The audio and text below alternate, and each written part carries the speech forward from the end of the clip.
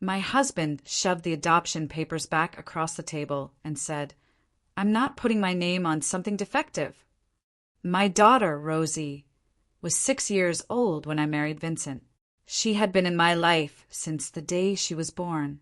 She had Down syndrome, and she was the most joyful person I had ever known. She laughed at everything. She hugged strangers. She told every person she met that they were beautiful. Rosie was not defective. Can you imagine the man you married, the man who promised to love and cherish your child, looking you straight in the eye and calling her defective? It's a word that shattered my entire world, a word that unveiled a betrayal so deep it made me question every moment we ever shared. This isn't just about a broken marriage. It's about a mother's fight to protect her daughter from the cruelest kind of rejection. The story begins. My daughter, Rosie, is pure joy. She's sunshine, purple butterflies, and the kindest soul you'll ever meet. And when Vincent came into our lives, he seemed to see that too. I made sure he knew about Rosie from day one. I mean, how could I not? She's the most important part of me. He met her on our third date, and he charmed us both. She's adorable, he'd say. I love kids. Having a child with special needs doesn't scare me at all. He said all the right things so perfectly, so convincingly, that I let myself believe him. For 2 years, we built a life together. Vincent played with Rosie, read her bedtime stories, clapped loudest at her school performances. He seemed like the man who genuinely loved my daughter, who loved us. I truly thought I'd found someone who would cherish us both forever. Our wedding day at a vineyard was magical.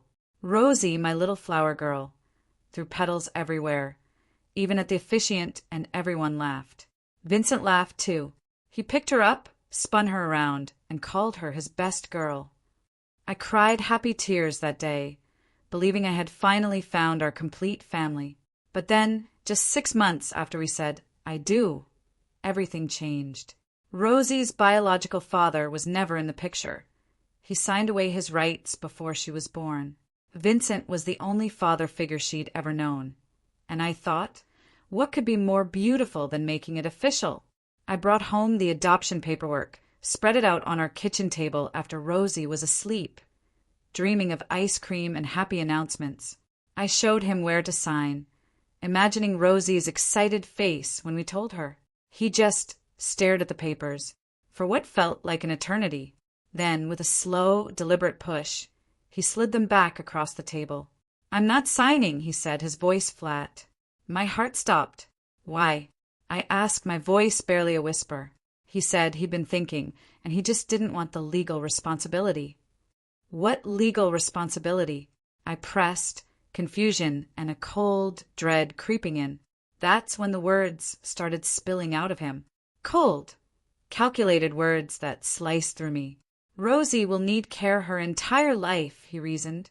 "People with Down syndrome can't live independently. If something happens to our marriage, I'll be on the hook for supporting her forever." I reminded him she was already family, that he'd known everything from the beginning, that he'd stood at our wedding and promised to love and cherish us both. He shrugged. "That's different.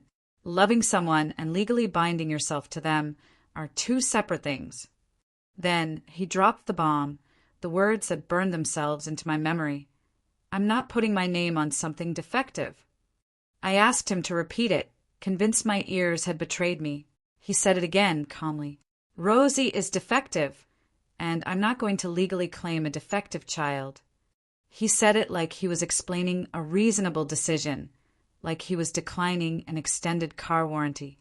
Like my daughter, my precious Rosie, was a product that didn't meet his standards. I didn't scream. I didn't even cry. I just sat there, looking at the man I married, and in that moment I knew I had made a terrible, irreversible mistake. Not about Rosie, never about her, but about him. "Did you ever actually love her?" I managed to ask. "Of course," he said, just from a safe distance. "There's nothing wrong with protecting myself, financially. You're being emotional, not thinking clearly." He even tried to convince me we could still be a happy family. But the paperwork, I told him, changed everything. A father doesn't call his child defective. A husband doesn't refuse to commit to his wife's daughter after promising to love them both. He just kept saying I was overreacting, that plenty of step-parents don't adopt. That night, I slept on Rosie's floor. She woke up, saw me there, and just gave me a sleepy, "Okay, Mama," before falling back asleep, holding my hand. She didn't know her stepfather had just called her defective. She didn't know the man who read her bedtime stories saw her as a liability. All she knew was her mama was there, and for her that was enough.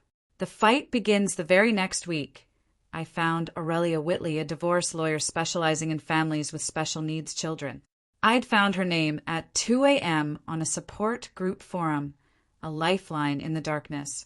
When I called, her secretary tried to schedule me for next week, but Aurelia herself picked up the line. I blurted it out. My husband refused to adopt my daughter and called her defective. There was a pause, a heavy silence, then a firm voice. "Come in at 3 p.m. Aurelia's office was designed for families like mine. Accessible ramps, toys in the waiting room, books on special needs parenting. She had a daughter with cerebral palsy, she told me. She understood. She pulled out a fresh legal pad and started outlining the divorce process. California was a no-fault state. Vincent's monstrous words wouldn't matter in court. But his hidden assets? That was a different story. "Custody isn't an issue," she said, her expression softening. "Rosie is yours completely." My heart swelled with relief. I drove home with the retainer agreement signed. Vincent's car was in the driveway. I walked in, found him watching TV like nothing had happened, and stood in front of the screen. "I've hired a divorce attorney," I told him, "and I'm filing papers." The shock on his face was almost comical. He actually looked surprised, like he expected me to just accept it. He immediately launched into damage control. "Marriage counseling. We can work through this." I reminded him that no therapist could fix words that came from a place so deep inside him. He reached for my hand, but I stepped back. Then the fake concern vanished, replaced by anger. "You're overreacting. Throwing away our marriage over paperwork." He tried to rewrite our history, but all I could hear was "defective," spoken in that calm, reasonable voice. I went upstairs, pulled out 2 suitcases, clothes for Rosie and me, her favorite stuffed animals, her medications. "We're leaving," I told him. "You can't just take Rosie away from her home," he yelled. "This was my home before it was yours," I shot back. "And Rosie was my daughter before you ever met us." Mom opened her door, took one look at my face, and pulled me into a hug. Rosie, oblivious, ran straight for the toy box. Later, over tea, I told Mom everything. About the papers, his refusal, the legal responsibility, and that word, defective, echoing in my head. Mom, quiet for a long moment, finally said she'd always felt something was performed about Vincent like he was playing a role. Now, she knew her instincts were right. Rosie, with a child's easy acceptance, settled into Grandma's house. "When are we going home?" she'd ask. "We're having an adventure," I'd say, and she'd be content. She didn't know the depth of what had happened, and for that, I was eternally grateful. 3 days later, Aurelia filed the petition. Vincent called less than an hour after being served at work. "You embarrassed me," he shrieked, furious that his colleagues had seen the process server. "Do you honestly think I care about your embarrassment after what you said about Rosie?" I asked, my voice cold. He called me vindictive, petty, but never once mentioned losing us. Just his reputation. I hung up and turned off my phone. Uncovering the truth, his lawyer suggested mediation, hoping for a quick, quiet settlement. Aurelia warned me he was probably still in denial, trying to control the outcome. And she was right. The first mediation session was a disaster. Vincent, looking confident in an expensive suit, actually proposed reconciliation if I dropped my unreasonable expectations about adoption. I looked at him, feeling nothing but cold clarity. "There will be no reconciliation," I stated. "We are here to discuss asset division and support." His confident smile dissolved into something ugly and mean. His lawyer tried to argue against spousal support, claiming our marriage was too brief. But Aurelia, calm and precise, explained how I'd given up my job and network for his career. She systematically dismantled their arguments, forcing them to see the truth. The session ended with no agreement, just as Aurelia predicted. He still thought he could intimidate me, but I wasn't that person anymore. I was a mother protecting her child. The school called a few days later. Rosie had been asking about Vincent. Her teacher, kind and understanding, helped me figure out how to talk to Rosie. I sat with my daughter, watching her color a butterfly, and told her Vincent, and I wouldn't be married anymore. "Is it because I did something wrong?" she asked, those innocent eyes looking up at me. It was a punch to the gut. I pulled her onto my lap, holding her tight. "Never, sweet girl. This is about grown-ups making decisions that have nothing to do with you." She processed it, then asked for mac and cheese. Children, I realized, are so much better at accepting what they can't control. Then came the texts. A barrage from Vincent, loving, then angry, then apologetic, then blaming. Aurelia told me to stop responding.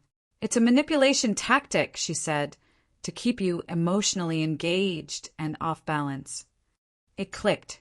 He was trying to confuse me, to prevent me from thinking clearly. The financial disclosure documents arrived in a thick envelope. As I went through them, sitting at Mom's kitchen table, I found them. Accounts I never knew existed. A separate savings account, investment accounts in his name only. He'd been siphoning money, hiding assets. I called Aurelia immediately. This, she said, was common. It showed intention. Planning. He had been preparing for our marriage to fail from the very beginning, while I was picking out wedding flowers and writing vows. The anger that surged through me was cold and shaking. He had always had one foot out the door, always planned for an escape. Then a phone call. Gerard, Vincent's brother. He apologized for Vincent's behavior, his voice tight when he repeated the word defective. He told me their father had abandoned them when Vincent was 8. He never came back. Vincent had spent his life terrified of being trapped, never fully committing. It made sense in a sad way, explaining his choices, but it didn't excuse them. Understanding him didn't make me forgive him. It just made me sad that his damage destroyed any chance at a real future. A new beginning the second mediation session. Vincent looked different this time, hunched, defeated. His lawyer, acknowledging the hidden assets, proposed a fair settlement. 6 months of spousal support, and even split of assets. Aurelia calmly countered. 6 months wasn't enough. We crafted a counterproposal, a year of support, adjusted asset division. She had the evidence now. She laid out his true income, his hidden accounts. He tried to argue, but his lawyer looked uncomfortable. They called for a break. 20 minutes later, they returned with a compromise. 10 months of support, a lump sum. Vincent, angry but defeated, signed. Walking out, I felt lighter than I had in months. The marriage was over. I found an apartment quickly, thanks to Jella, a kind landlord who understood special needs. It had wide doorways, a walk-in shower. "My nephew has autism," she told me, asking what Rosie liked. "Purple, butterflies, dancing," I said. "There's a community garden," she offered. It was perfect. I started a new job at a nonprofit for families with special needs children. The pay was less, but the mission felt meaningful. My experiences, once painful, were now knowledge that could help others. Rosie's teacher told me she seemed more relaxed, more confident. She'd been carrying the weight of our broken home without any words to express it.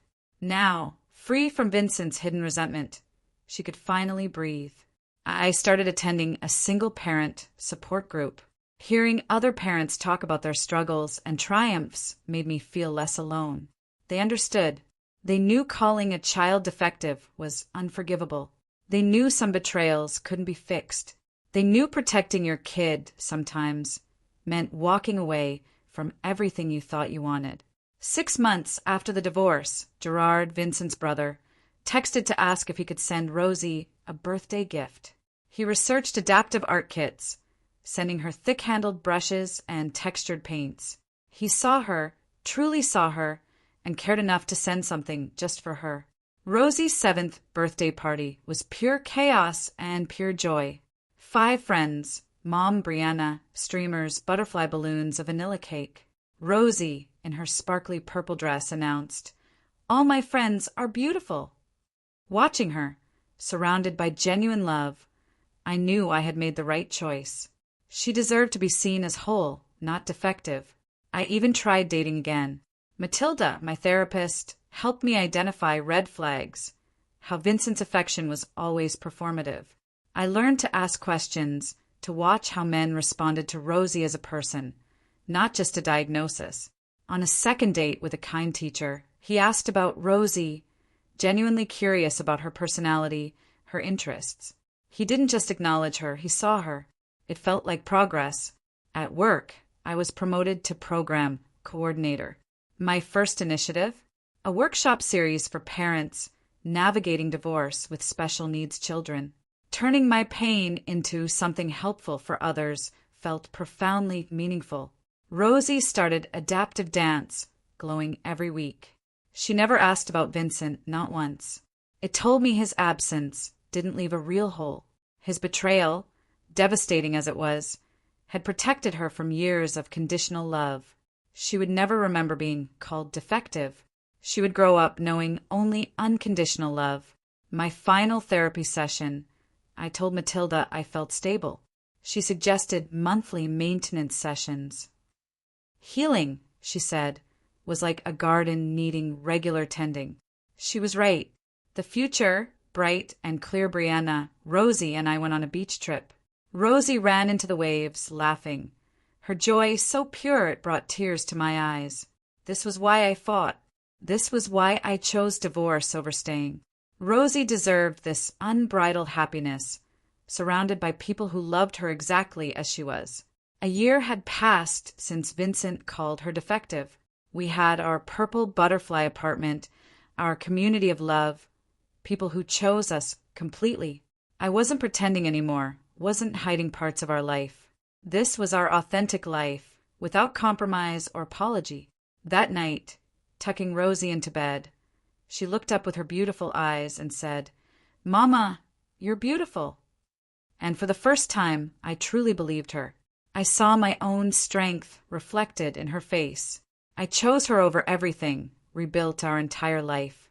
That choice cost me the future I thought I wanted, but it gave me something better, the certainty that my love for her is unconditional.